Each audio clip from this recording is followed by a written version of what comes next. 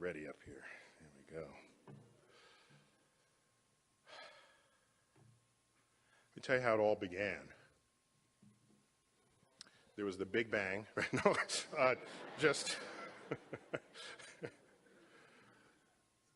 I was the 1990s. I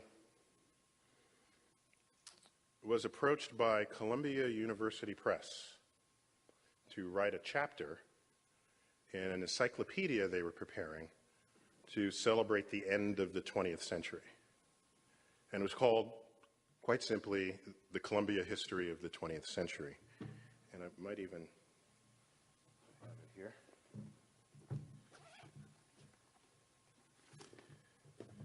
This was it. Okay. Now what's significant about it is the person originally scheduled to write that, I was approached in 1996. The person originally scheduled to write that was Carl Sagan. He had been asked to contribute a chapter on cosmic discovery to that volume. He had taken ill in 1995. He died in 1996. My name was put up as one who would then write in his stead. And I was honored to be asked, although the size of the project was bigger than what I was really accustomed to. At the time, I was writing monthly columns for Natural History magazine, coming in at 2,000 or 3,000 words. That's pretty much as what I could pump out in a month. This chapter was asked of me to be 10,000 words. And so I was almost declined. And then I said, no, maybe I can do something different, a little more creative. And I thought, okay, why not think of discovery, not in the 20th century, not even in terms of the discovery of objects or places, but maybe the discovery of ideas. And I would track the transition from the discovery of places, going back to the era of the great explorers, to the discovery of ideas. Once you've mapped the whole Earth, what is left there for you to discover? This is the bottom of the ocean, but philosophically, what's left for you once you know that the whole Earth is there? You have the exploration of ideas, and those ideas then take you to new places beyond Earth. They take you to space. And I thought to myself at the time, you know, I really want to go to Mars, like with people. That's an uncommon view among my colleagues, my astrophysics colleagues, by and large, maybe 3-to-1 ratio, see no value in sending humans into space. Now, that sentiment, by the way, is held by an entire generation of my colleagues who grew up in the 1960s wanting to become a scientist because of the manned program. And so there's a little bit of hypocrisy there, and I've taken them to task on it. Not only that, it's, in my judgment, politically naive to think that NASA is simply your private science funding agency. More on that later. So I said to myself, well, how much would it cost to go to NASA? Let's say it cost, to go to Mars. Let's say it cost $500 million. So we'd do that tomorrow if it cost $500 million. Let's say it cost $500 billion. What's the factor of 1,000 between friends here? $500 billion, let's say. Or even $1 trillion. That's expensive. That's a lot of money. Actually, it's a small percent of our budget when spread out over many years, but nonetheless, it's a lot of money. And so for this chapter, what I said to myself is, I'm going to go back throughout the history of time and ask, of the greatest projects ever undertaken by human beings, what did you do to compel your community to invest in this way? And I'd make a whole chapter, maybe even flesh it out to a book, of all the things that drove humans to do great things. And then I'd look at the mission to Mars and I'd line it up in the matrix and I'd say, okay, Mars is this percent of our GDP. Who else spent that percent of their GDP and what did they do about it? I thought I'd fill a whole book. And in my analysis, contained in this chapter, the one chapter in here, the chapter is called Paths to Discovery. Oh, by the way, don't tell Columbia Press this, but you don't have to buy this book because that chapter was excerpted for the Space Chronicles book, right? So I brought this just for historical continuity so you know what's behind all of this, how it all began. So I made a list of the most expensive things we've ever done as a species. We could agree with most of what appears on this list. There's the Great Wall of China, expensive in terms of human or financial capital. The Great Wall of China, the Manhattan Project, the Apollo Project, the cathedral building as an enterprise during the Renaissance. What else might we put there? How about the Columbus voyages, very expensive to Queen Isabella and King Ferdinand. The Magellan voyages, just a whole episode of those voyages. The pyramids, let's make our list. Any gripe about that list that I've just tossed up there? Sure, we'd all agree. Major investments in human and financial capital. Then I asked, what was the motivation for those? And in my list of the most expensive things we've ever done, I came up with only 3 drivers. 3, no more than 3, no fewer than 3. The number one driver of them all is war, or you can call it defense. That gets you the Great Wall of China. That gets you the Manhattan Project. In fact, that also gets you the Apollo Project. It's the I don't want to die driver, okay? If you feel threatened and you're at risk, you will spend money without limit to not die. Okay, that's kind of an obvious one in retrospect. What's next? The prospect of gaining great economic wealth. Not quite as potent as the I don't want to die driver, but it is really powerful, operating on the motivations of nations.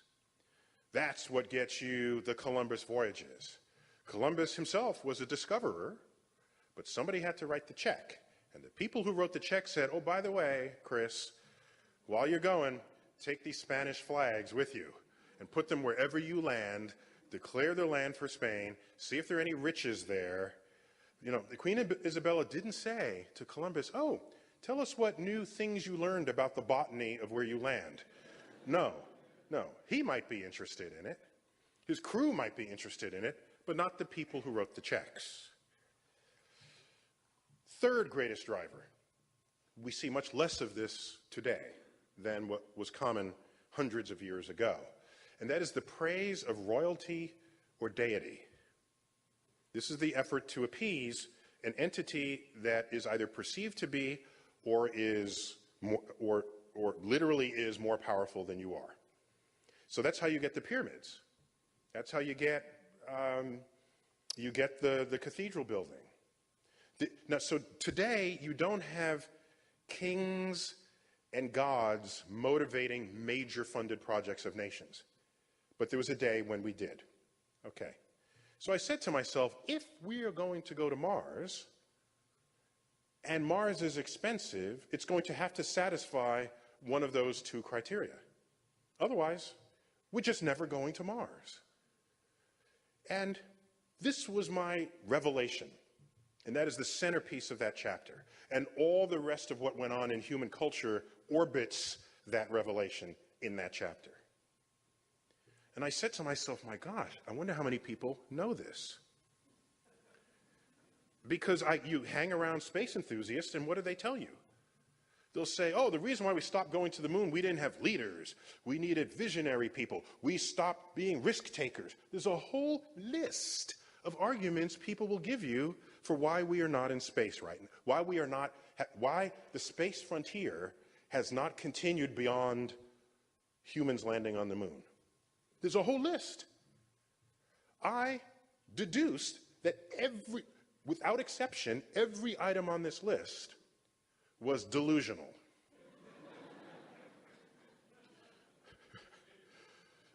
It doesn't include other things. Oh, we need to explore space for science because it's in our DNA, because we're Americans and Americans are explorers.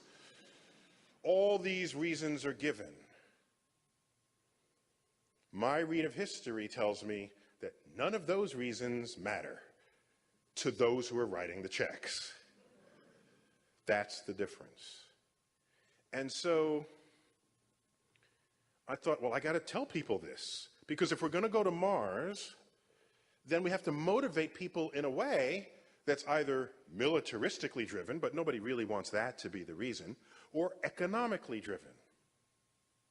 And so I started exploring in what ways our presence in space can satisfy one or the other or both of those criteria. I was even invited, after that article was published, that chapter was published, to a space development conference in Washington. I was positioned between Buzz Aldrin and the fellow, forgive me, I forgot his name, who wrote October Sky. Anybody remember the fellow's name? Homer, yes, Homer Hickam, thank you, Homer Hickam. So these are like rah-rah folks, okay? One of them has actually been on the moon. Another one was inspired. So there's a lot of inspiration talk in front of me and behind me.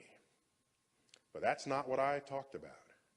I said, any ambitions in space, if you expect them to be driven just by the will to want to go, or by the longing for a charismatic leader, you are deluded. I was blunt, said it right to Buzz Aldrin's face. I was a little more polite about it at the time, but I just said, I think you might be a little misdirected in your thinking. That's the polite way to say you are clueless about what's actually driving human motivation here. And so, okay. A couple of years would go by, I get a phone call. It's the White House. This is April 2001. It's the White House. It's the George W. Bush White House. I get a phone call. They say, hello, is this Neil deGrasse Tyson? I said, yes. They said, oh, we want to check your interest to see if you would serve on a presidential commission. I said, a commission on what? I don't even know what a commission is.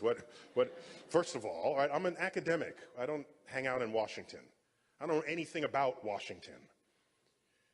In academia, politics is the barrier between where you're standing and where you want to go. Whereas in Washington, politics is the currency of all interactions. So this is not my culture. They want me to come to Washington to serve on a commission. I said, well, what's the title of the commission? The Commission on the Future of the United States Aerospace Industry. And I said, you got the right Tyson? I don't, I fly in airplanes. I don't fly airplanes. And no, we know who you are. We've read your writings. And I said, could they have read what, how? And I said, well, who else?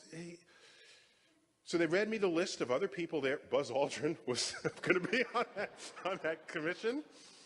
And just in case you don't remember, Buzz Aldrin was Apollo 11 astronaut, the second person to walk on the moon of the first mission to the lunar surface. So, all right, there are 12 commissioners appointed to this. All right, now I'm from New York City, born and raised. Now in New York, you can go all day without ever even seeing a Republican, okay?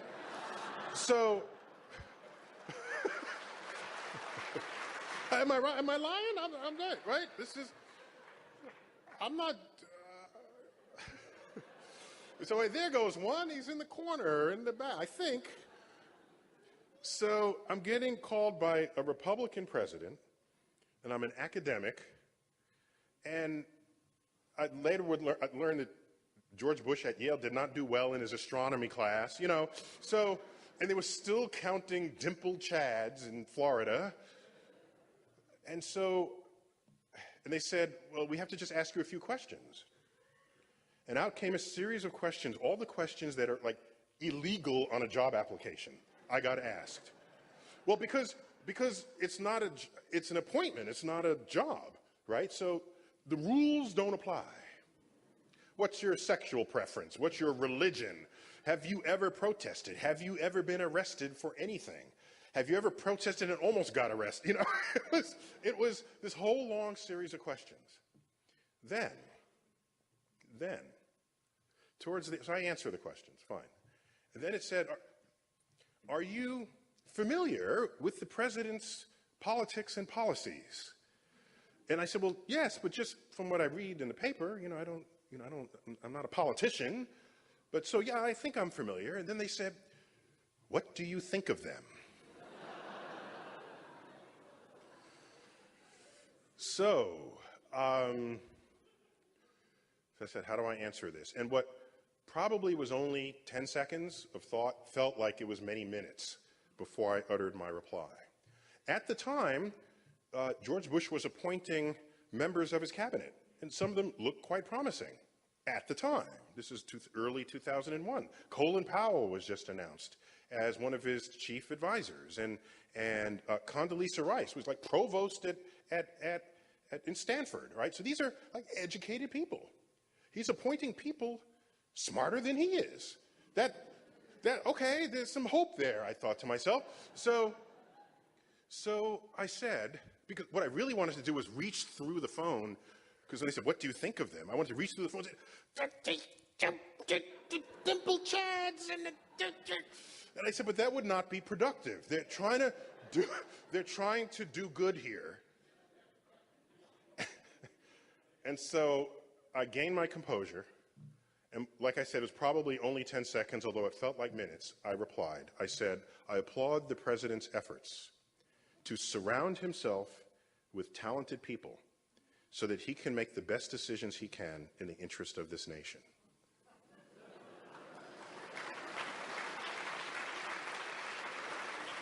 That was a Thursday. By Monday, I was appointed to a presidential commission to study the future of the United States aerospace industry. I would learn that I was the lone academic on this commission. I would learn that coming from my left of liberal postures, having been born and raised in New York, coming from a liberal family, I would learn that in order to have a conversation with those who are not, you cannot stand there and have that conversation. It doesn't work, because there's actually a smoke screen there, and way on the far right, there's a smoke screen too. You can't have that conversation. This is what the television news talk shows do. They get people with hot air on both ends, and at the end, there's just more hot air. You actually have to crawl out of those zones and stand in the middle and then have that conversation. And over the period of that commission, that's what I did. And upon doing so, I would learn things about the far right I would not have known or even seen or understood. And so, in fact, it was quite illuminating for me to have this experience. I'll give you an example of a liberal smokescreen bias, because there are biases on each extreme, and it's hard to see them when you're there. You have to step out and look back. Here's a bleeding heart liberal bias. You ready? Because nobody in New York liked Bush, right? So I said, well, I was appointed to a Bush commission. They said, oh, they appointed you because you're black. Okay. Actually, there's another black person on the commission, a 4-star Air Force general. So the argument evaporates immediately. There is no argument. Okay? There were 2 women on the panel. One of them an aerospace analyst for Wall Street, another a former member of Congress who had Air Force bases in her district in Florida. Other people there's the head of aerospace at Lockheed Martin. There was, of course, Buzz Aldrin, who's been on the moon. You know, as we go around introducing ourselves, I guess it's tough to follow Buzz Aldrin. Well, I've been on the moon. Okay, we're done. What? I got nothing to. I got nothing on that. Okay, you know. What was in that meeting? What I noticed that everybody there reeked of testosterone. because they were captains of industry, heads of agency, former, security advisors. Even the women had testosterone. Like I said, the securities analyst for Wall Street, anything she would say or write about your company would affect your stock price. They treated her kindly. Now, why am I even taking you down this road? I'm just trying to share with you my baptism into this world of aerospace and NASA and what I've done about it since then. All right, that commission was formed because, back up one moment. 12 members of the commission. It's a White House commission, but the rules are 6 members are appointed by Congress. 6 members are appointed by the White House. Of the 6 members appointed by Congress, what was it? There was a mix that reflected the partisan split in Congress at the time. Okay, so they're trying to be politically fair as they construct this, but since it's a White House commission, the White House appoints 6 people. Bush could have appointed 6 Republicans, but he didn't.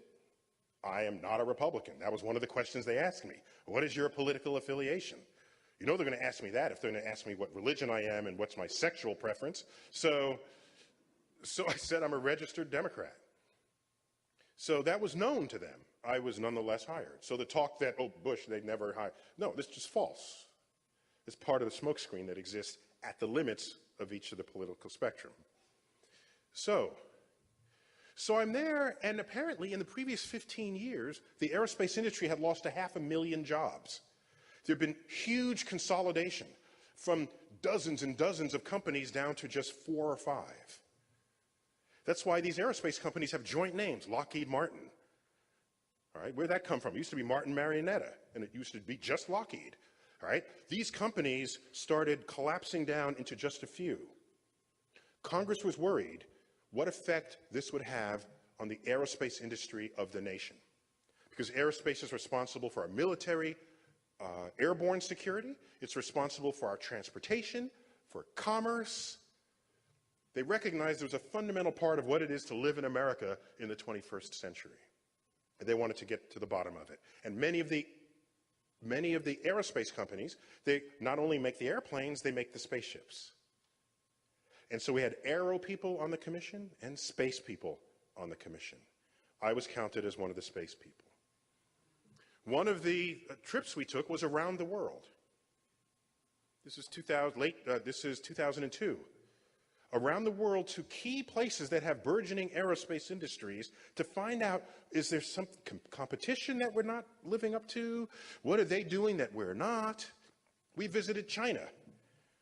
I went to Beijing in 2002, my first time there. I went there with the complete portfolio of stereotypes about what I would expect.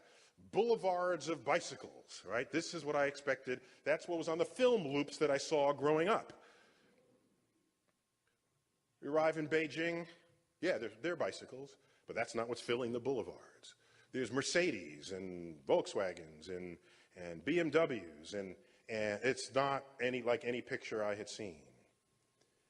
We meet with captains of industry there, heads of agency there, and I look carefully and I see on their hand college rings, graduate degrees from American universities in engineering. Almost every one of the leaders that were shaping the future culture, the future industrial culture of China, were trained and educated here in America in engineering schools. We took an excursion to the Great Wall of China. Never been there, all right? I'm on the Great Wall. The wall just goes, and then it disappears in the mist, right? You can't see the end of it. There it is. I look in every direction. There's only bricks that made the wall, okay? Oh, by the way, do you know what defined the distance between the turrets? There's a reason for the distance that was set between where the turrets are. That's exactly right. It had to do with It had to do with the precision with which an archer can kill you at a distance. So the turrets are twice that distance. So anyone climbing over, they can take you out.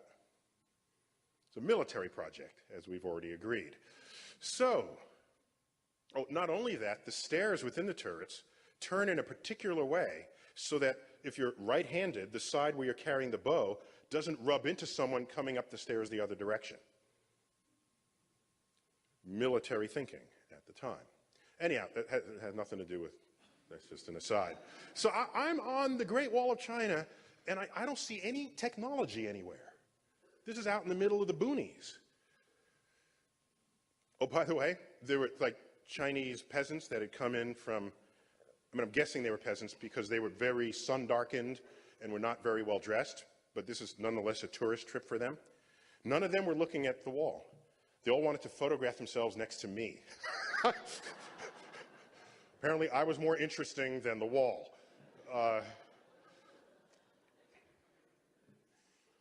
The only black person they've ever seen in their lives. So I said, I'm going to just try something. I went to a friend of mine. I said, can I borrow your cell phone for a minute? They had a GSM-enabled cell phone. I called my parents in Westchester, New York. Dialed the number. My mother answers. I said, Mom? She said, oh, are you home so soon? That's how good that connection was. I'm on the Great Wall of China. There's no antennas anywhere. I don't see any electricity. I don't see anything. And I'm having a conversation with my mother, and she thinks I am back home.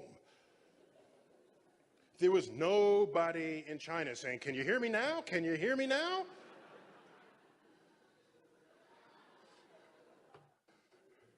Something was underfoot in China. Something was going on there that we were in denial of. Visited Russia, Star City. The head of Star City. We're there. We had Buzz Aldrin with us. There's a book in their offices signed by folks who have been to orbit. And so it was a nice ritual ceremony where Buzz Aldrin comes out and signs the book. There's a statue of Yuri Gagarin standing bold right out front. It was 10:30 in the morning, I think, and the head of the center, we're all crowded into his office, and he's got this cabinet behind him, and he says, oh, it's 10:30. He opens up the cabinet and says, time for vodka. So it was like, okay, that's how you got to go with the flow. So I'm having the vodka, and I'm like sipping the vodka, and I'm getting kicked under the table. It's like, no, you don't, your pinky doesn't stick out when you're downing vodka in Russia, okay? Here's my point about that. Many more points to come. Plus, I want to make sure we have time for Q&A. We visited France, England, with whom we're told, a common language. We visited all these countries. But here's Russia. I don't even know the alphabet. I recognize some of them look like the letter pi. That's about it, the Cyrillic alphabet. But when we started talking about space, there was a bond there that I did not share with any other community around the world. Even though we were sworn enemies during the Cold War, we alone embarked on that grandest of adventures, to explore space. There was a camaraderie, a kinship, even though we did not speak the same language, but I felt it, and it was deep. It was in the culture. It was in the timbre of our interaction. I'll never forget the feeling that I had being in their presence. And in the gift shop, where all these trinkets that are inspired by space achievements. One of my most cherished possessions in my office, it might be in one of the YouTube tours of my office if you stumble on it, is a set of Petrushka dolls. Did I pronounce that right? Petrushka dolls. Normally, what do you find on them? There's some sequence of heads of state, usually, or people you don't recognize, all right? This set of dolls had Russian spacecraft, the biggest of which, the International Space Station. They're our partners. And the littlest of which was what? Sputnik, of course. It's the cutest set of dolls you ever want to see. So cute. Somebody said, I'm tired of looking at Gorbachev's face on my Petrushka dolls. Give me technology. Give me the frontier of space. In Brussels, we meet a coordinated set of the European Union's representatives because they're getting together to explore space together and to embark on space adventures together. One of the issues was we were perfecting our GPS. Yes, it was a military-funded project, but once it became part of our commerce, then the ownership, in a way, kind of shifted from the military to the public. All right. Our planes are equipped with GPS receivers so that they can find their way around the world. Europe was planning a competing system to the GPS system. It's called Galileo. It's extremely expensive to do this. We're there, and remember, this is the Aerospace Commission. We said, well, you can use our GPS. What's the matter? Oh, we want to build our own. Our worry was that if they build it, then they will require every one of our airplanes to be equipped with their Galileo receivers, upping the cost of equipping all of our airplanes, which was already in a bad economic state. So we're at the table. And I remember the guy sitting across from me. He was kind of smug because we were saying, we want you to use this, and they were just doing this on their own. It was as though we were almost begging, actually, because we had economic issues that we had to protect. And this guy, he was just kind of smug there. And I think his chair might have been a little higher than mine. You know how sometimes people do that, you know? And I had an epiphany that moment. I said to myself, I am angry. I am pissed off. Not because this guy was smug, but because here is an industry, here is an enterprise that we and the Russians pioneered, and we're sitting at a table bargaining as though it's soybeans, as though it's some kind of trade regulation that we have to resolve. And I said, I don't have experience in this state of mind as an American. Certainly not with regard to technology. We grew up at a time when America led the world in technology. And when you lead the world, you never find yourself at a bargaining table begging for somebody no! You're so far ahead of the world, they don't even know how to sit at the same table with you. That's the America I grew up in. And for me to bear witness to this exchange, I was angry with America because we had lost our way. We were coasting on the investments of a previous generation. Coasting. And when you coast, you eventually slow down and stop. You can coast for a while and you think everything is going well, because there's still the time delay between innovations in one epoch and when they reveal themselves economically in another. I was angry.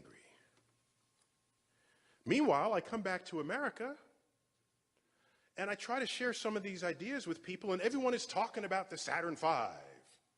Now, I love me some Saturn V, don't get me wrong. I even have a Saturn V tie, which I did not wear today. I wore a different tie today.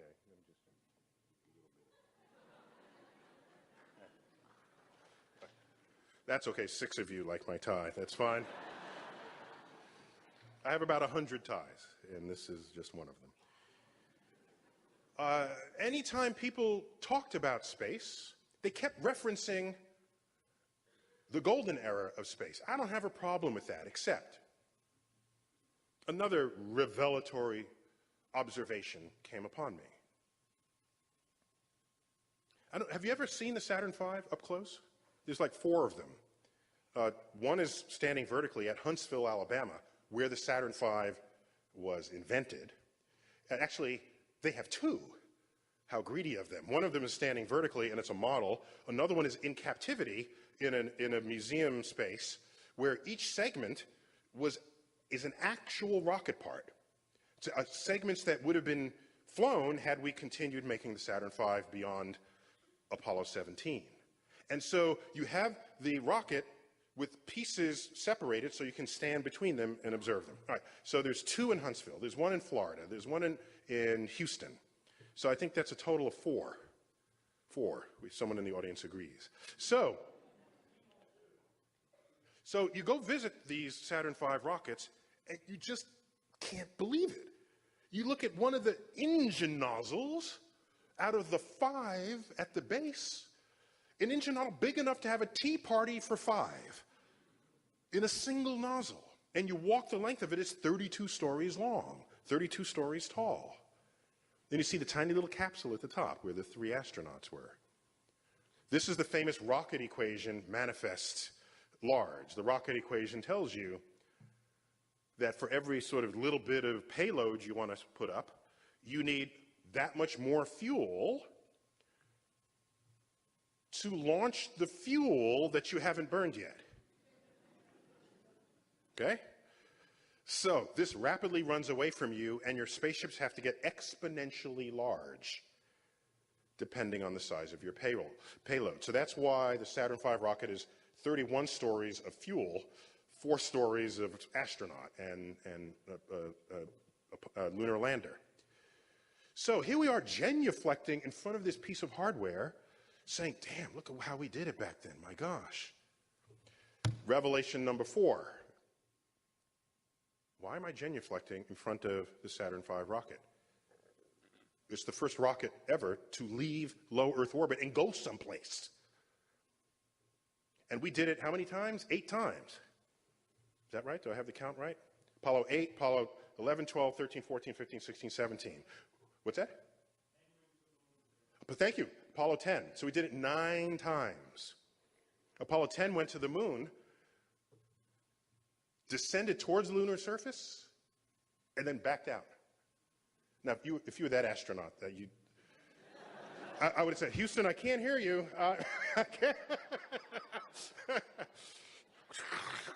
No, you're breaking up. Okay, we got to land.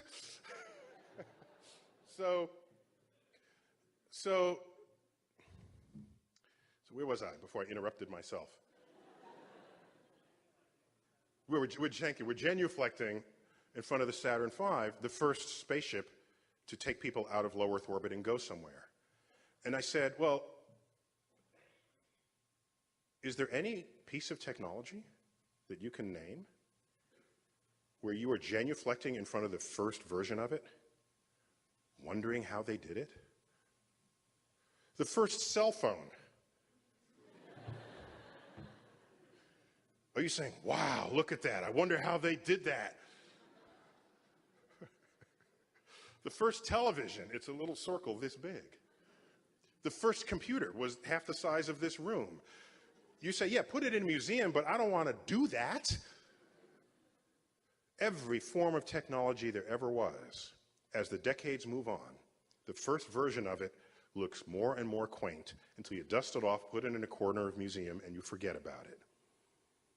Yet we're still cherishing the Saturn V rocket, a rocket that's 40 years old, 45 years old. So I knew something else was wrong with America. If you keep praising the first of something, it meant nothing came after it. More evidence that we stopped dreaming. We stopped exploring. So what happens? The Apollo era ends. 1972, Apollo 17. The last of the Apollo missions to the moon. Oh, by the way, if science really mattered to NASA, I mean, how many scientists would have gone? We would put a scientist on every mission, wouldn't we have? But we didn't. One scientist went to the moon. Harrison Schmitt, Jack Schmitt. And that was the last mission to the moon. Let's not kid ourselves. Kennedy's speech, May 25th, 1961, 6 weeks after Yuri Gagarin had gone into orbit and come back safely. We didn't yet have a vehicle that wouldn't kill one of our astronauts going into orbit. John F. Kennedy stands up in his second State of the Union address of that year, May 25th, 1961, and utters these prophetic words: "We will put a man on the moon and return him safely to Earth." We collectively have cleansed our memory of that era and of that speech. And in the cleansing, we think of Kennedy as a visionary, as a charismatic leader who dreams of space like the rest of us. And there's some of that rhetoric around that part of the speech. He talks about exploring space and the value of that to mankind. Back then it was okay to say mankind, right? It was 1961. So go 2 paragraphs earlier in that same speech. What does he say there? How about that? I'll tell you what he's... By the way, in Florida, Kennedy Space Center, there's a bust of him right in the front entrance. And there's a whole granite wall behind him, and they have the excerpt of the speech where he says, "We'll put a man on the moon, bring him safely back to Earth." It's right there. Okay. 2 paragraphs earlier. If the events of recent weeks... He's indirectly referencing Yuri Gagarin. If the events of recent weeks are any indication of the impact of this adventure on the minds of men everywhere, then we must show the world the path of freedom over the path of tyranny. It was a battle cry against communism. That's the war driver that led to the check writing, that created the NASA centers, and it garnered the fraction of the federal budget that getting to the moon required. Why isn't that part of his speech on the granite wall at Kennedy Space Center? Plenty of room there, I checked. You could even summarize and say, "Kill the commies, go to the moon," okay? It would fit just fine. That's part of the delusional thinking that goes on. So when we stopped going to the moon, upon learning, essentially, that Russia is not getting to the moon, Russia's not going to get there, they stopped their moon program. By the way, Russia beat us in practically every space achievement until then. First satellite, first living thing in orbit, first human in orbit, first woman in orbit, first black person in orbit, a Cuban. Remember, Cuba was friends with the Soviet Union. First space docking, first space station. Just go down the list.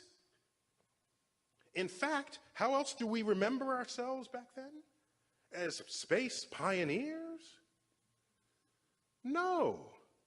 Practically every decision we made regarding space was in reaction to something the Soviet Union did, or in reaction to something they said they were going to do. We didn't lead any of those achievements. We trailed them. Another delusional point from that era. So now we stop going to the moon. The space enthusiasts say, "Oh, we just need another leader here and now to continue this because Mars is in reach. Let's keep going to Mars." No, there's no reason to go to Mars because Russia's not going to Mars. So the whole program ends. It just ends. And people are looking for things to blame other than the fact that the Soviet Union did not commit to the moon. It's that simple. Really, I promise. Let's go forward a little further. 1989, July 20th, the steps of the Air and Space Museum, Washington, D.C. George Herbert Walker Bush, President of the United States, uses this auspicious moment to stand on the steps of that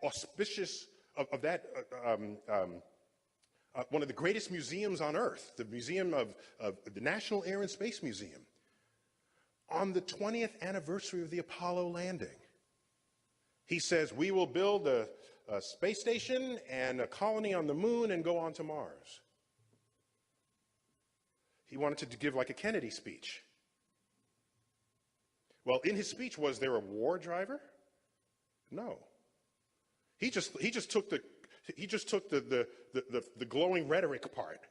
He referenced Columbus and that discovery is in our genes as humans and as Americans. He went down that path, that delusional path. He went down. And so he says, let's do this. It'll take 30 years, but let's do this. So then some folks at Johnson Space Center costed out this plan. $500 billion.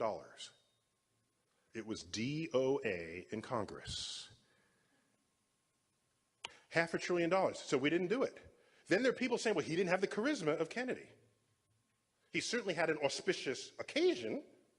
He didn't have the charisma, they say. It's got nothing to do with charisma. What happened in 1989? Peace broke out in Europe. That's what happened in 1989? You want to do a $500 billion project and you're not even at war? Who are you kidding? What he was missing was not Kennedy's charisma, which that may be true, but that's not what interfered with anybody following his plan. Not only that, NASA's budget in constant dollars, so you can compare this accurately, was, $17 billion a year. Multiply that by 30 years, you've got a $500 billion. The $500 billion was already in the flow of money into NASA. So to say it costs $500 billion, we can't afford it, that's a lie. That's how much money you're going to give NASA in 30 years anyway. So there's all this delusional thinking going on out there.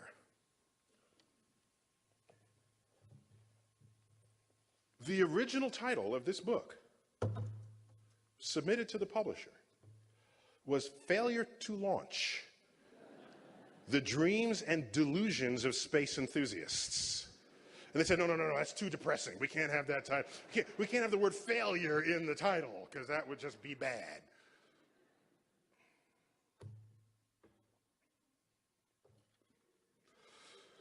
Let me try to wrap up here, just because I'm just ranting now. If I keep at this, I'll be bleeding from my eyes. All right, so don't get me started. So, all right, in the decade of the 60s, that was arguably the most turbulent decade in American history since the Civil War, 100 years earlier. There was a Cold War. There was a hot war.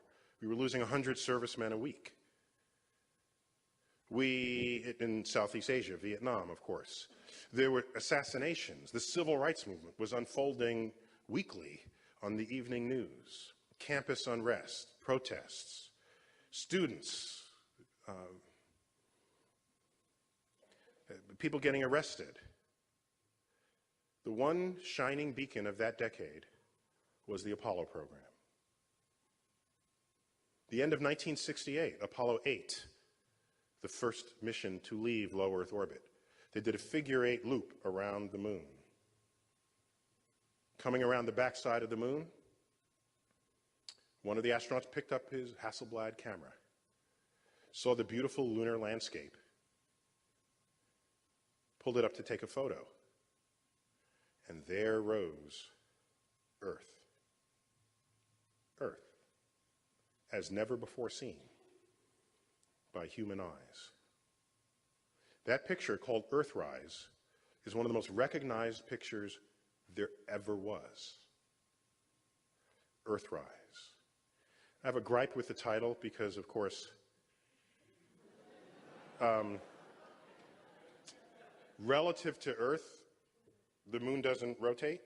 It always shows a face towards us, which means Earth is always in the sky from the near side of the moon. So Earth doesn't rise on the moon.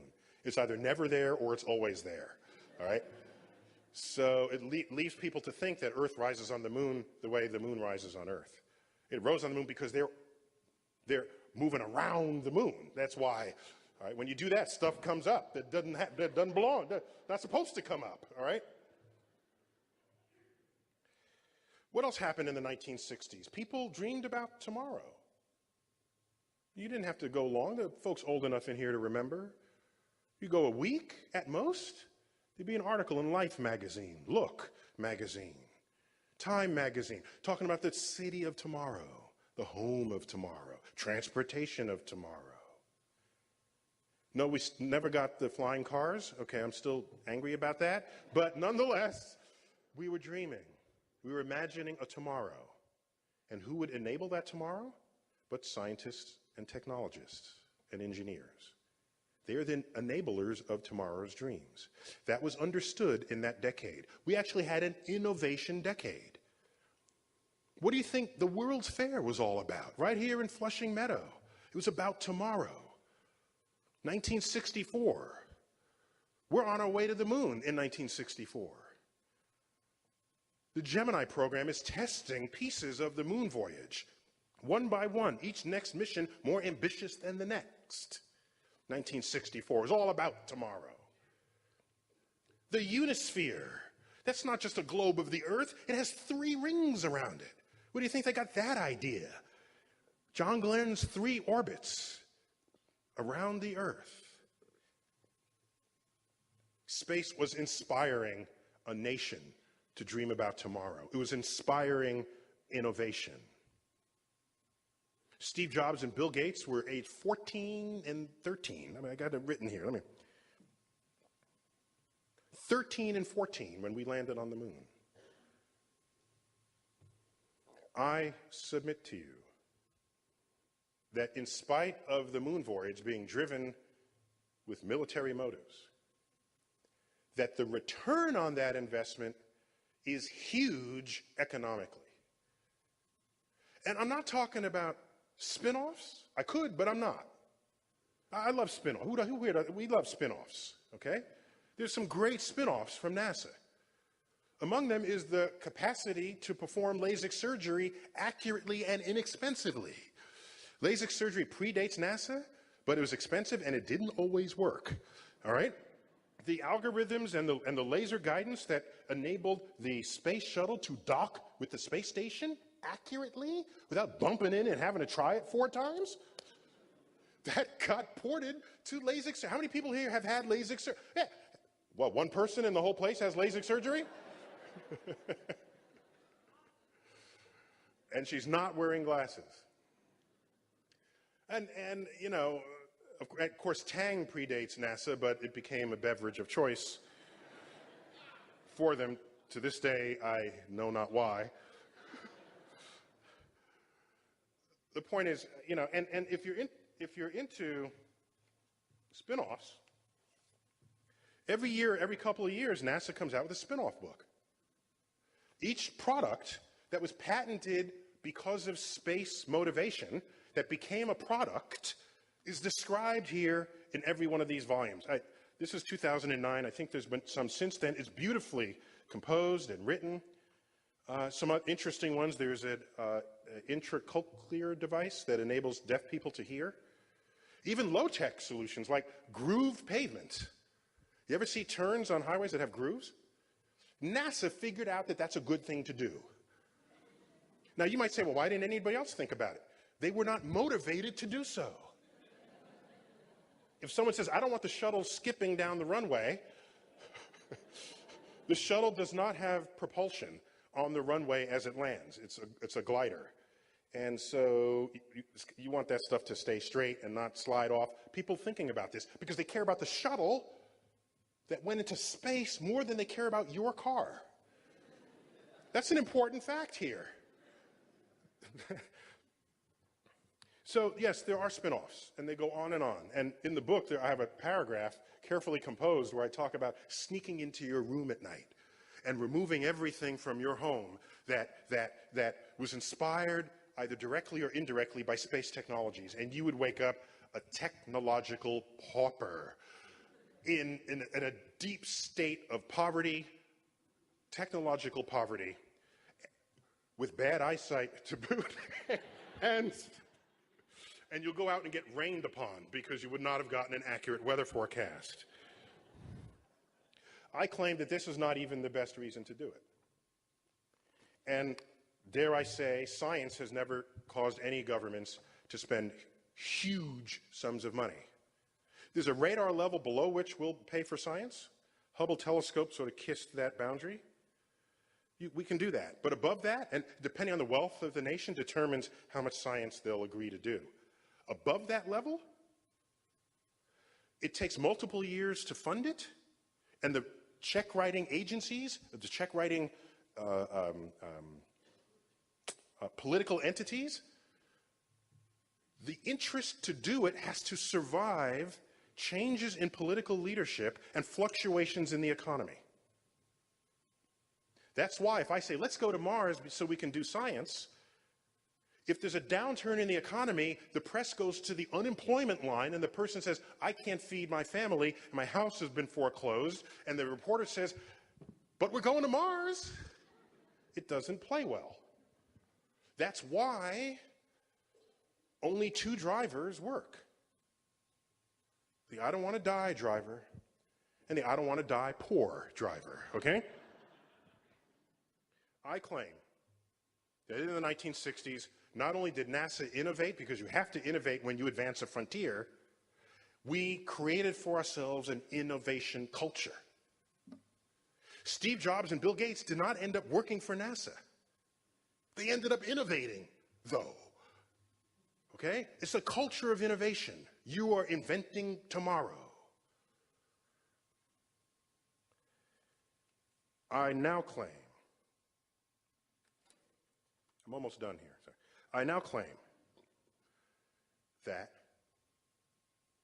NASA is an engine of motivation such as the world has never seen.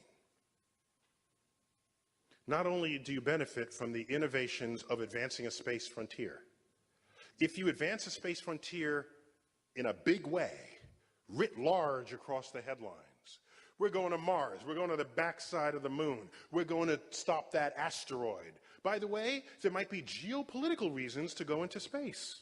I'm not going to debate that. There could be future touristic reasons, scientific reasons. There could be exploitive reasons for going into space, like you want to mine the moon. I assert that if you create a healthy space platform where you strap rockets as whatever you need for the task at hand, you don't make a destination-driven space program. No, I'm not going to say, let's just go to Mars, because then you get to Mars, and then what, right? If you're laying out the interstate system in the United States, you don't say, let's only go to LA, you know? That's not how you do it. You put roads everywhere, and people choose where they want to go and when they want to go for whatever reasons they come up with. So for me, a healthy space program is one that can choose to go anywhere. There could be military reasons, economic reasons, whatever are the reasons that confront us. All right, so now, when you innovate and it's writ large, you have grand epic adventures that echo through the educational pipeline. How might it do it? I stand up in front of an 8th grade class and I say, who wants to be an aerospace engineer? So that you can design a plane that's 10% more fuel efficient than the one your parents flew. That's one scenario. Who wants to be an aerospace engineer so that you can design an airplane that can navigate the rarefied atmosphere of Mars? I'm going to be getting the best students in the class.